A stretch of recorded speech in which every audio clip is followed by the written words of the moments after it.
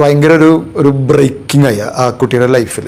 അതിന് കാരണക്കാരനായത് എൻ്റെ ആ വാക്കുകളും, അതിന് കാരണമായത് എനിക്ക് തോന്നുന്നത് കഴിഞ്ഞൊരു 3-4 ആഴ്ചയായിട്ട് ഞാനിങ്ങനെ നിരന്തരം പരിശ്രമിച്ചുകൊണ്ടിരിക്കുകയാണ്. ഇങ്ങനെ എൻ്റെ ലൈഫൊന്ന് ശരിയാക്കാനും കരിയർ ബിൽഡ് ചെയ്യാൻ വേണ്ടിയിട്ട് അവസരങ്ങൾ കിട്ടാനായിട്ട്.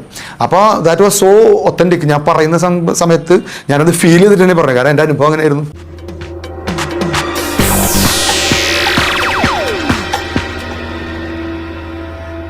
എൻ്റെ പരിശീലന അനുഭവങ്ങൾ പറയുന്ന സീരീസ് നമ്പർ 2. ഇപ്രാവശ്യം വളരെ പോസിറ്റീവായിട്ട് റിസൾട്ട് ഉണ്ടായ, കഴിഞ്ഞ പ്രാവശ്യം പോസിറ്റീവ് ആയിരുന്നു കേട്ടോ റിസൾട്ട് ഉണ്ടായ ഒരു അനുഭവമാണ്. ഞാൻ ഗൾഫിൽ ഒരു സ്കൂളിൽ പ്രോഗ്രാം എടുക്കാൻ വേണ്ടിയിട്ട് അന്ന് ഞാൻ പോയിട്ട് അങ്ങോട്ട് ചെന്ന് പ്രോഗ്രാം ചോദിക്കുന്നൊരു സമയം, അങ്ങോട്ട് ചെന്നിട്ട് ചോദിക്കും. ഞാനൊരു വിസിറ്റിംഗ് വിസയൊക്കെ എടുത്ത് പോയിട്ട് ഗൾഫിലെ സ്കൂളുകളിൽ പോയിട്ട് ഞാൻ നന്നായി ക്ലാസ് എടുക്കും, ഞാൻ എല്ലാവരെയും നന്നായി മോട്ടിവേറ്റ് ചെയ്യും, ഞാൻ ഭയങ്കര സംഭവമാണ്, അങ്ങനെയൊക്കെ ഈ പ്രിൻസിപ്പൽമാരുടെ അടുത്തൊക്കെ പോയി പറയും. അപ്പോൾ നമുക്ക് ആ ഒരു അവസരം തന്നു കഴിഞ്ഞാൽ, ഒരു സ്ഥലത്ത് അവസരം കിട്ടിക്കഴിഞ്ഞാൽ എല്ലാ സ്ഥലത്തും പോയി എടുക്കാമല്ലോ. അങ്ങനെ എന്നിട്ട് അവർ എന്താണ് തരുന്നത് അത് വാങ്ങിച്ചു വരും. ഇതാണ് അന്നത്തെ കാലത്ത്, പഴയ കാലഘട്ടം. അങ്ങനെ നിരന്തരമായിട്ട് ഇപ്പം എനിക്കിപ്പോഴും ഓർമ്മയുണ്ട്, ഒരു മോഹസിൻ സാറൊക്കെ ഉണ്ട്, പിന്നെ ഒരു മുസ്തഫ സാറ്, മോഡേൺ സ്കൂൾ മുസഫ, അങ്ങനെ കുറേ പേര്. ഈ സാറ് അബു സാലി, അതാണ് ആ സാറിൻ്റെ പേര്.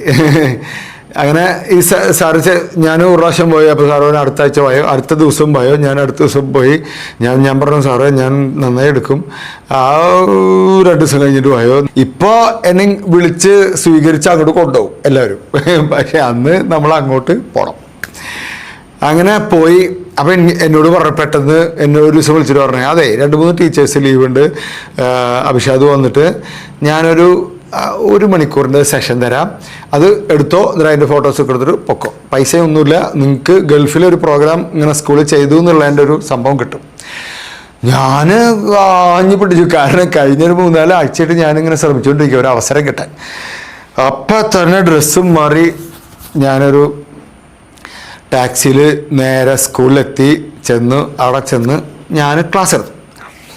ക്ലാസ് ഞാൻ ആവേശത്തിലെടുക്കണത്, നമ്മളെ കൊണ്ട് ചെയ്യാൻ പറ്റാത്ത സാധനത്തില. നമുക്ക് പേടിയുള്ള സംഭവങ്ങളുണ്ടെങ്കിൽ ആ ഭയത്തെ നേരിടണം, നിരന്തരം പരിശ്രമിക്കണം, വിജയിക്കണം. വിജയമാണ് ഏറ്റവും വലിയ പ്രതികാരം. എൻ്റെ ഓഫീസിൽ എഴുതി വെച്ചിട്ടുണ്ട്, വിജയത്തേക്കാൾ വലിയ പ്രതികാരമില്ല. ഇങ്ങനെയൊക്കെ പിള്ളേരോട് ഇങ്ങനെ പൊളിക്കണം, ഇംഗ്ലീഷിലാട്ടോ, കാരണം അത് കോസ്മോപൊളിറ്റിക്, അതായത് പല രാജ്യങ്ങളിൽ നിന്നുള്ള കുട്ടികളുണ്ട്, മലയാളികളുണ്ട്, ഓസ്ട്രേലിയക്കാരുണ്ട്, പിന്നെ എന്താ പറയുക പാകിസ്ഥാനികളുണ്ട്, ശ്രീലങ്കക്കാരുണ്ട്, എല്ലാ രാജ്യങ്ങളിലുള്ള മലയാളി കുട്ടികളാണ് കൂടുതൽ. ഞാൻ ഇംഗ്ലീഷ് എടുക്കുന്നത് ഭയങ്കര ഗംഭീരമായിട്ട്. എനിക്ക് തന്നെ ഭയങ്കര സംതൃപ്തിയായി. ക്ലാസ് എടുത്ത് വന്നു, പുറത്തിറങ്ങി. എന്നിട്ട് ഞാൻ ഈ പ്രിൻസിപ്പലിനോട് ഇങ്ങനെ സംസാരിക്കുന്നു. എന്നിട്ട് ഞാൻ പറഞ്ഞു, എനിക്ക് ബാത്റൂമിൽ പോകണം. ബാത്റൂമിലൊക്കെ പോയിട്ട് ഞാൻ അങ്ങനെ പതുക്കെ ഇങ്ങനെ വന്നപ്പോൾ കുറച്ച് കഴിഞ്ഞ് പ്രിൻസിപ്പൾ എൻ്റെ അടുത്ത് പറഞ്ഞു, അഭിഷേക് നിൽക്ക് എന്ന് പറഞ്ഞു. അത് കഴിഞ്ഞിട്ട് അത് കഴിഞ്ഞിട്ട് വേറൊരു ബാച്ചിനും കൂടി ജസ്റ്റ് ഇൻട്രാക്ട് ചെയ്യാൻ വേണ്ടിയിട്ട് പറഞ്ഞു. അങ്ങനെ ഞാനവിടെ പോയി ഇൻട്രാക്ട് ചെയ്തു. എനിക്ക് നല്ല ഓർമ്മയുണ്ട്, ആ ക്ലാസ്സിൽ ഞാൻ ഇൻട്രാക്ട് ചെയ്യുമ്പോൾ ഒരു പയ്യൻ്റെ അടുത്ത് പറഞ്ഞിട്ട്, for the first time in my life I could see somebody who can understand our feelings എന്ന് പറഞ്ഞത്. ഞങ്ങളുടെ ഫീലിംഗ് അറിയുന്ന ഒരാളെ കണ്ടു എന്നൊക്കെ പറഞ്ഞ ഓർമ്മയുണ്ട്. അന്ന് നമ്മളിങ്ങനെ അവരങ്ങനെ കുട്ടികളെ മനസ്സിലാക്കി സംസാരിക്കുന്ന സമയം. കുറച്ച് കഴിഞ്ഞപ്പോൾ എന്താ സംഭവിച്ചത്, പ്രിൻസിപ്പിൾ വരുന്നു, എന്നെ കാണുന്നു, ടീച്ചർമാർ വന്നിട്ട് എന്നെ നോക്കുന്നു. ഇങ്ങനെ കുറച്ച് കഴിയുമ്പോൾ എന്നെ എല്ലാവരും വന്നിങ്ങനെ കാണുന്നു. അപ്പോൾ ഞാൻ ഇതെന്താ ഒരു ബഹളം, ഇതുവരെ ഇല്ലാത്തൊരു സംഭവം. നോക്കുമ്പോൾ പ്രിൻസിപ്പിൾ വന്നിട്ട് എൻ്റെ കൈയൊക്കെ പിടിച്ച് കുലുക്കുന്നു. എന്താ സംഗതി എന്നറിയാം, ഞാൻ ആദ്യം എടുത്ത ബാച്ചിലെ ക്ലാസ്സിൽ ഒരു കുട്ടി, അവൾക്ക് ശ്വാസം മുട്ടുണ്ട്, ആസ്മയുടെ അസുഖമുണ്ട്. ആ സ്കൂളിൽ അപ്പോൾ സ്പോർട്സ് ഡേ നടന്നുകൊണ്ടിരിക്കുകയാണ്. സ്പോർട്സ് ഡേ അതാണ് എനിക്ക് ക്ലാസ് കിട്ടാനും കാരണം. കുറേ പിള്ളേർ ഗ്രൗണ്ടിലും കുറേ പിള്ളേർ ഇവിടെയൊക്കെ അല്ലേ, അപ്പോൾ ആരെങ്കിലുമൊക്കെ പിടിച്ച് എൻഗേജ് ചെയ്യിപ്പിക്കാനാണ് എന്നെ ക്ലാസ്സിൽ വിളിച്ചത്.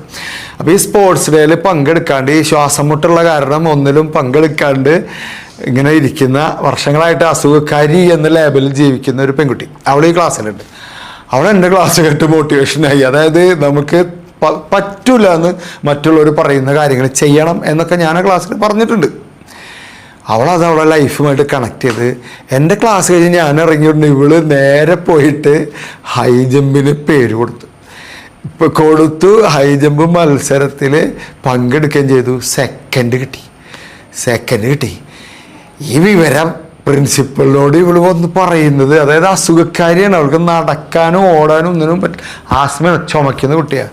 പക്ഷെ അവൾക്കിത് ലോകത്തെ തെളിയിക്കാണ്ട് എന്തു പറയുന്നു. പ്രിൻസിപ്പൾ അവരുടെ പാരൻസിനെ വിളിച്ചു പറഞ്ഞു. ആ പാരൻസ് ആണെങ്കിൽ പിന്നീട് 400ഓളം എൻജിനീയേഴ്സ് വർക്ക് ചെയ്യുന്നൊരു വലിയ കമ്പനിയുടെ ഓണേഴ്സാണ്.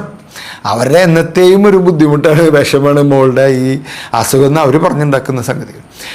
എന്നെ പാരൻസ് വിളിക്കുന്നു. പാരൻസൊക്കെ വണ്ടി എടുത്ത് വരുന്നു. പ്രിൻസിപ്പളിന് സന്തോഷം, ടീച്ചേഴ്സ് സന്തോഷം. ഈ കുട്ടി ഓടി എന്നിട്ട് എൻ്റെ കൈ പിടിച്ചിട്ട് ഇങ്ങനെ ഇമോഷണൽ മൊമെന്റ്സ്. അന്ന് വീഡിയോ എടുക്കുന്ന പരിപാടിയൊന്നും ഇല്ലല്ലോ, അതൊന്നും ക്യാപ്ചർ ചെയ്തിട്ടില്ല. ഒറ്റ പൊന്നു, പാരൻസ് വരുന്നു, എന്നെ കാണുന്നു. അയ്യോ, പിന്നെ എന്നോട് ചോദിക്കുന്നു, എന്താണ് സാറിൻ്റെ ആഗ്രഹം പറ. ഞാനാണെങ്കിൽ വിശന്നിരിക്കുക, എനിക്കൊന്നും പറയാൻ തോന്നിയില്ല. ഞാൻ പറഞ്ഞു, എനിക്ക് മട്ടൻ മന്തി കഴിക്കണം, വേറെ ഒന്നും പറയാൻ എനിക്ക് തോന്നില്ല. വിശന്നിരിക്കല്ലേ, മട്ടൻ മന്തി. അപ്പം അയാൾ എൻ്റെ അടുത്ത് എന്ത് മനുഷ്യ, വല്ല വാച്ചും മൊബൈലൊക്കെ പറയാണ്ട്. അല്ല, അങ്ങനെ സമ്മാനം വാങ്ങിക്കുന്ന പരിപാടിയൊന്നുമില്ല. ഞാൻ തമാശയിൽ പറഞ്ഞു. ഞാൻ പറഞ്ഞു, ഒന്നും വേണ്ട, ഒന്നും സന്തോഷം. ഞാനപ്പോൾ വലിയ സാറായി, സന്തോഷം. അങ്ങനെ അവരെന്നെ വിളിച്ചുകൊണ്ടുപോയിട്ട് മട്ടൻ ഇങ്ങനെ കിടത്തി അതൊക്കെ കഴിച്ച്, അതൊക്കെ ചെറിയ കാര്യങ്ങളാണ് അവരെ സംബന്ധിച്ച്. മോള് സംസാരിക്കുക. അപ്പോൾ ഇവളുടെ കഥകൾ ഇങ്ങനെ പറയുന്നത്, ചെറുപ്പത്തിലേ എല്ലാവരും ഇങ്ങനെ പറഞ്ഞ് ലേബലിങ്. നീ അസുഖക്കാരിയാണ്, നിന്നെ കൊണ്ട് പറ്റില്ല, അയ്യോ ശ്വാസമുട്ടല്ലേ, ഇളകരുത്, നടക്കരുത്, പോകരുത്, ഇങ്ങനെയൊക്കെ. ചില സിനിമകളിലല്ലേ വയ്യാണ്ട് എടുക്കുന്ന അമ്മ, അല്ല ഒരു സ്ത്രീ അല്ലെങ്കിൽ പുരുഷൻ വയ്യാണ്ട് എടുക്കുന്നു, നായിക വന്നിട്ട് അവരൊന്ന് പുറത്തിറക്കുന്നു. ആസിഫ് അലിയുടെ ഒരു സിനിമയിലുണ്ട്, ജനലൊക്കെ തുറന്നിട്ട് പുറത്തേക്ക് ഇങ്ങനെ ഇറക്കുമ്പോൾ ഇവർ അസുഖം പകുതി തീരും. ഈ അസുഖക്കാരനാണെന്ന് ഇങ്ങനെ പറഞ്ഞ് നടക്കുന്നതാണ് ഈ അസുഖം കൂടാൻ കാരണം. കുറേയൊക്കെ ഒരു മനസ്സിൻ്റെ ഒരു ഉറപ്പിടണം. ഈ കുട്ടി പങ്കെടുത്തു എന്ന് മാത്രമല്ല, സെക്കൻഡ് അടിച്ചു. ജീവിതത്തിൽ വിചാരിച്ചിട്ടില്ല ഇങ്ങനെ സംഭവിക്കുന്നത്.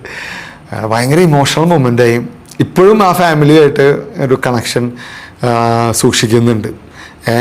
അവിടെ അവളെ കഥകൾ ഇങ്ങനെ പറയാം. പലപ്പോഴും ഇങ്ങനെ ചെറുപ്പത്തിലെ ബന്ധുക്കളും മറ്റവരൊക്കെ അസുഖക്കാരി എന്ന് പറഞ്ഞിട്ടേ ഒരു പ്രോഗ്രാമിന് പോവില്ല, ഒരു കല്യാണ വീട്ടിൽ പോവില്ല, ഒരു ടൂറ് പോവില്ല, യാത്ര പോവില്ല. എപ്പോഴും ഉള്ള കൂടെ ആളും ഒക്കെ വേണം.